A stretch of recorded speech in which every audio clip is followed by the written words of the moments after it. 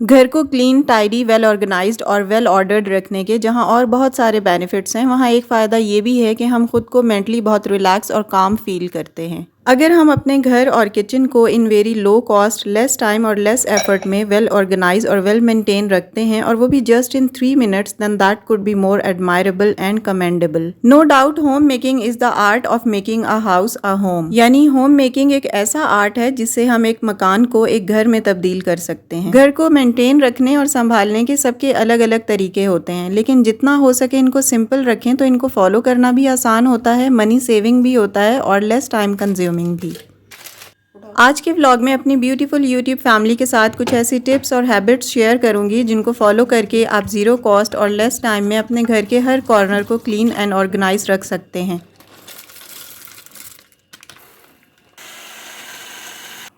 So to be very productive, let's start our today's vlog. Assalamu alaikum everyone. This is Sana. Welcome back again. Hopefully you are all doing great. I'm fine too. Alhamdulillah. इन छोटी छोटी tips को अपनी habit बनाकर और attentive रहकर आप खुद को स्ट्रेस फ्री भी फील करेंगी। सबसे पहले लेस एफर्ट और मनी सेविंग टिप्स से स्टार्ट लेते हैं।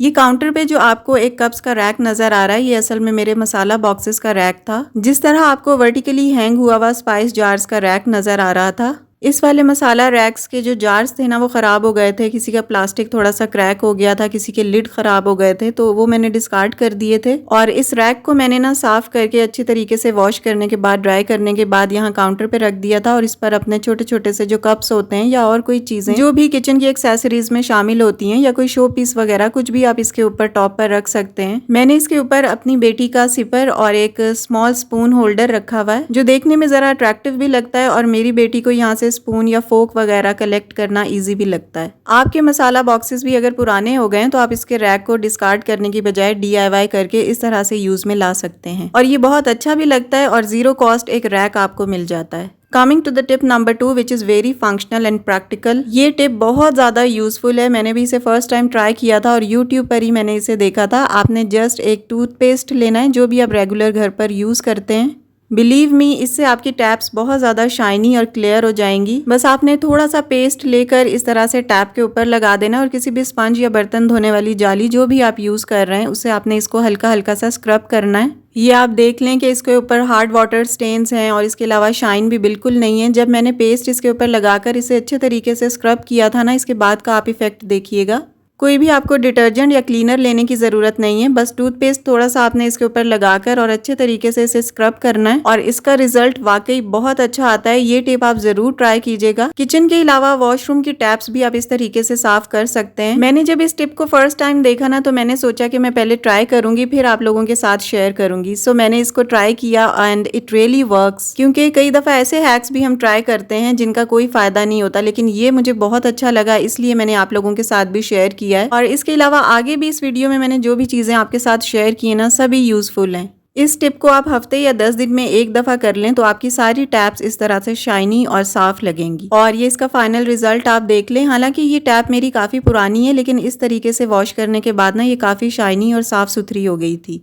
It's a must try tip. Moving to the tip number 3 which is also very functional. बच्चों की बुक्स या कोई भी टॉयज वगैरह अरेंज करने के लिए आप इस तरह के कार्टन यूज कर सकते हैं। ये सिंपल गत्ते के बॉक्सेस हैं जिन्हें एक दूसरे के साथ अच्छे तरीके से अटैच किया हुआ है ग्लू गन से, और इसके बाद आयशा ने इनके ऊपर कलर्स कर दिए थे और अपनी बुक का एक छोटा सा शेल्फ बना लिया है। ये 4 बॉक्सेस हैं जो ग्लू गन से आराम से एक दूसरे के साथ अटैच हो गए थे। इस तरह बच्चों की स्टोरी बुक्स चाहे छोटी हो या बड़ी, इन बॉक्सेस में आराम से अरेंज करके रखी जा सकती हैं। इसके अलावा छोटे स्टफ टॉयज भी इसमें आसानी से अरेंज हो जाते हैं। किसी भी अलमारी या शेल्फ के ऊपर जहां जगह खाली हो तो इन कार्टन को आप DIY करके आसानी से इस तरह अरेंज कर सकते हैं। ये देखने में अट्रैक्टिव भी लगता है और स्पेस सेविंग भी है। बस ये मेक श्योर करें कि कार्टन जो है थोड़े मोटे गत्ते के होने चाहिए। अगर लाइट वेट होंगे तो ये बुक्स का वेट बेयर नहीं कर पाएंगे। नेक्स्ट टिप इज, जब भी हम अचार, जैम या किसी भी मसाले का जार वगैरह रीयूज करते हैं तो इसमें से आफ्टर वॉशिंग भी कोई ना कोई स्मेल आ रही होती है।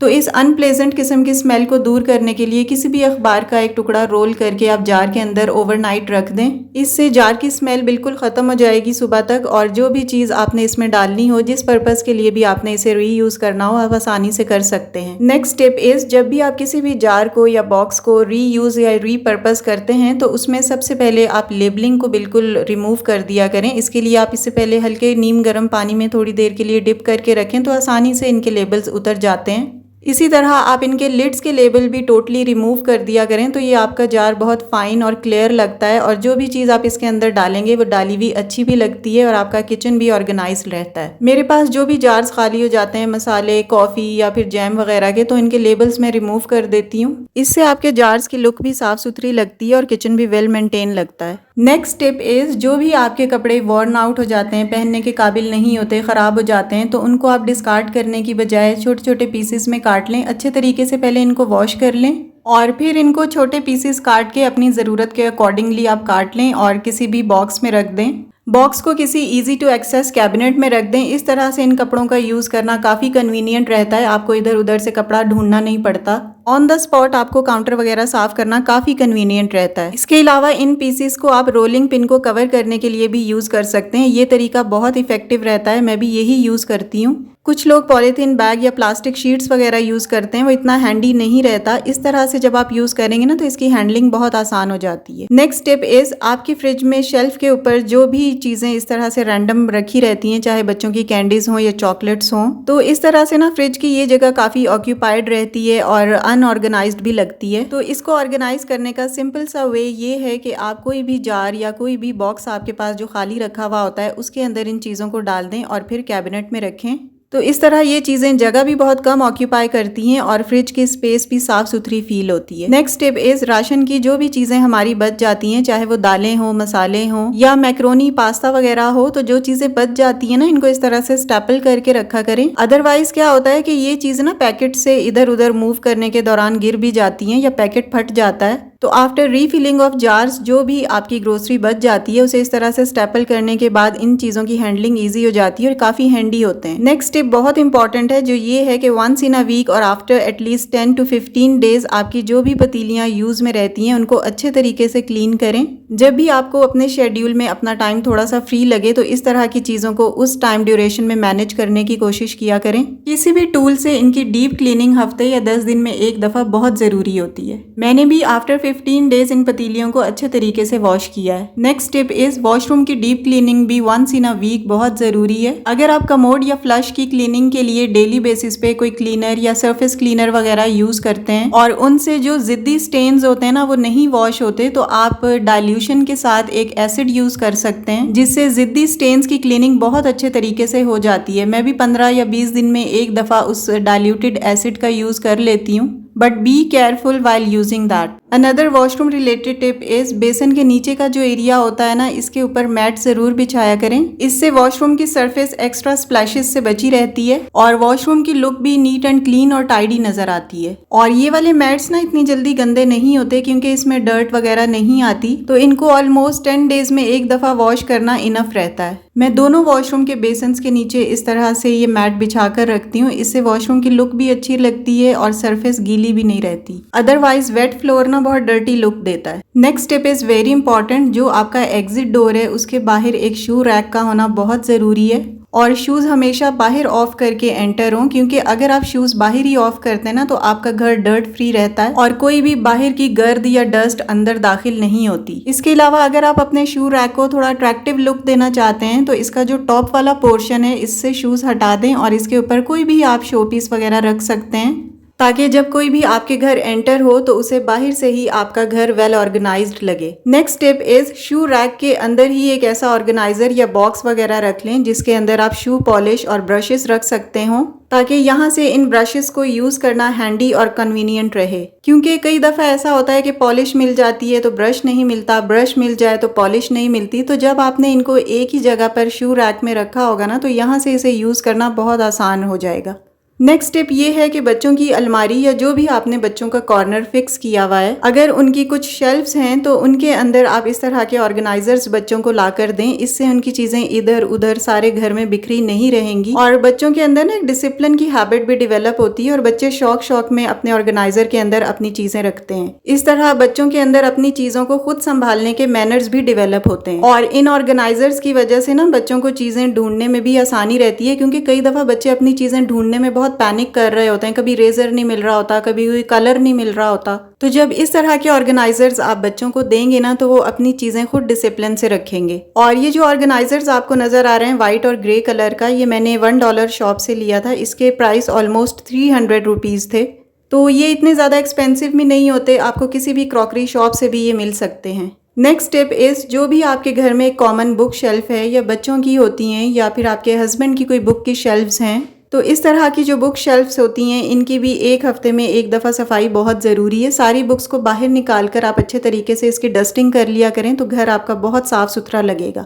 नेक्स्ट टिप ये है कि जो स्टार्टिंग में मैंने आपको टूथपेस्ट वाली टिप बताई थी, टैप साफ करने के साथ साथ आप इसको सिंक में भी इसी तरह यूज़ कर सकते हैं। थोड़ा सा आप इसमें additionally liquid dish wash use कर लें और अच्छे तरीके से सिंक को स्क्रब करें तो ये बहुत अच्छा सा साफ हो जाता है। और कोशिश करके सिंक के ड्रेनेज के ऊपर इस तरह से कोई स्ट्रेनर जरूर लगाएं। ये भी मार्केट में मिल जाते हैं, क्योंकि इस तरह के स्ट्रेनर लगाने से आपका सिंक ब्लॉकेज से फ्री रहता है और पानी आसानी से ड्रेन भी हो जाता है। इसके अलावा बहुत तेज गर्म पानी करके भी सिंक में एक दफा हफ्ते में डाल दिया करें तो इससे भी ड्रेनेज बहुत अच्छा रहता है। और ये स्ट्रेनर भी बहुत गंदा हुआ था तो मैंने इसके ऊपर भी थोड़ा सा टूथपेस्ट लगा कर ना इसे अच्छे तरीके से जाली से स्क्रब किया था, तो ये भी काफ़ी हद तक साफ़ हो गया था, क्योंकि इसके छोटे छोटे होल्स के अंदर भी ब्लॉकेट्स होते हैं जिसको साफ करना बहुत ज़रूरी है, अदरवाइज वो भी ड्रेनेज में चले जाते हैं और पानी ब्लॉक होने का डर रहता है। सो आज मेरे पास जो थोड़ा सा फ्री टाइम था उसमें मैंने सिंक के एरिया को अच्छे तरीके से नीट एंड क्लीन किया है। अगर आप वीकली अपने काम डिवाइड कर लेते हैं ना तो ये आपके लिए काफ़ी कन्वीनियंट रहेगा। लाइक अगर एक हफ्ते में आपने कैबिनेट साफ किए हैं तो नेक्स्ट वीकेंड आप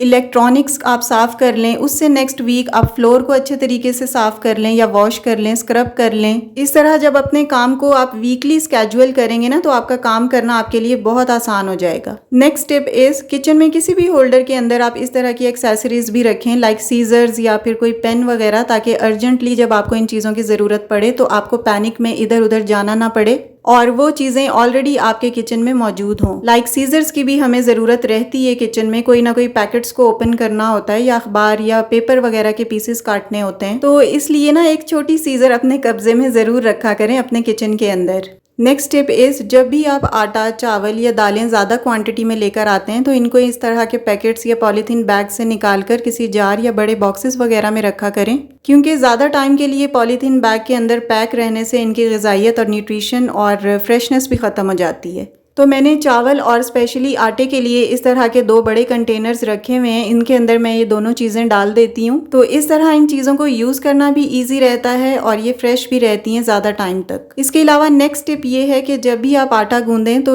काउंटर या शेल्फ के ऊपर ना इस तरह से एक कपड़ा बिछा लिया करें। इस तरह आपकी जो परात या थाल है ये मूव नहीं करेगा और एक अनप्लीजेंट सी वॉइस क्रिएट होती है वो भी नहीं होगी। इसके अलावा आटा इधर उधर गिरेगा नहीं और आपकी शेल्फ भी नीट एंड क्लीन रहेगी। और नेक्स्ट चीज़ जो बहुत इंपॉर्टेंट है, कई लोग काफी सारा आटा गूंद के 2 दिन के लिए रख लेते हैं, ये बहुत अनहेल्दी हैबिट है। मैक्सिमम आप सुबह और रात का आटा 1 दिन का गूंद के रख लें, नेक्स्ट डे आप फ्रेश आटा गूंदें तो आपकी रोटियां भी अच्छी बनेंगी और हेल्थ के लिए तो ऑब्वियसली ये रोटियां अच्छी होंगी ही। मैं भी प्रेफरेबली 1 डे के लिए ही आटा गूंद कर फ्रिज में रखती हूँ और नेक्स्ट डे तक वो खत्म हो जाता है। नेक्स्ट टिप इज, जो भी आप राशन वगैरह लेकर आते हैं, चाहे वो मंथली हो या वीकली हो, उससे जब आप लेकर आते हैं तो फौरन ही उसे ऑर्गेनाइज करके बॉक्सेस में या जार्स में डालकर रखते हैं, क्योंकि अक्सर ऐसा होता है कि राशन लाकर साइड पे रखा हुआ होता है जिसकी वजह से आपका किचन बहुत अनटाइडी सा लुक देता है। तो इसलिए जब भी आप ग्रोसरी लेकर आएं, चाहे वो मंथली हो, वीकली हो या कुछ डेज की हो, तो लाकर इसे फौरन जगह पर रख दें और ऑर्गेनाइज कर दें, अदरवाइज आपका किचन फैला हुआ और बहुत ज्यादा मैसी लुक देता है। मैं जब भी ग्रोसरी लेकर आती हूँ ना तो मैं इसे फौरन आकर 1 दिन के अंदर अंदर ही इसको जगह पर रख देती हूँ ताकि किचन की जो स्पेस है वो ऑक्यूपाई ना हो। Next tip is very important for me at least, जो भी आप मसाले लेकर आते हैं ना, कोशिश करके वो होल फॉर्म में लेकर आएं।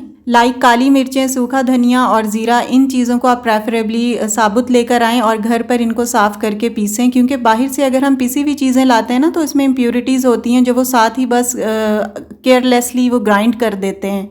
तो इसलिए घर में पीसे हुए मसाले की फ्रेशनेस की बात ही और होती है। मैं भी ये तीनों चीज़ें घर पर लाकर ड्राई रोस्ट करके ग्राइंड करके रखती हूँ। इस वक्त मुझे वीडियो बनाने की बहुत ज़्यादा जल्दी थी, मुझे आप लोगों के लिए अपलोड भी करनी थी, इसलिए मैं इसे ड्राई रोस्ट नहीं कर सकी, बस मैंने इसी तरह इसे ग्राइंड कर लिया था। अगर आप इन तीनों चीज़ों को ड्राई रोस्ट करके ग्राइंड करके रखेंगे ना तो इससे खाने का फ्लेवर बहुत ज़्यादा इन्हेंस हो जाता है। Next tip is specially for coffee lovers, जो लोग भी कॉफ़ी बहुत शौक से पीते हैं उनके लिए ये टिप है। अगर आप कॉफ़ी मेरी तरह मग में बनाते हैं तो इसके लिए एक बहुत आसान सी टिप ये है कि कॉफ़ी और चीनी में आप जब भी पानी डालते हैं तो हमेशा नीम गर्म पानी डालें। इससे इसके जो छोटे छोटे ये ज़र्रात आपको नज़र आ रहे हैं ना, ये बिल्कुल डिज़ोल्व हो जाएंगे और अल्टीमेट आपकी कॉफ़ी बड़ी स्मूथ, फ्लफी और फ्रॉथी बनेगी। Next tip is very much important और बहुत सारे लोग इसे इग्नोर करते हैं। वो ये है कि महीने में एटलीस्ट एक दफ़ा अपने घर के और वॉशरूम के सारे डस्टबिन्स को अच्छे तरीके से वॉश करें, क्योंकि इन बिन्स की सफाई भी उतनी ही ज़्यादा ज़रूरी है जितनी बाकी चीज़ों की होती है।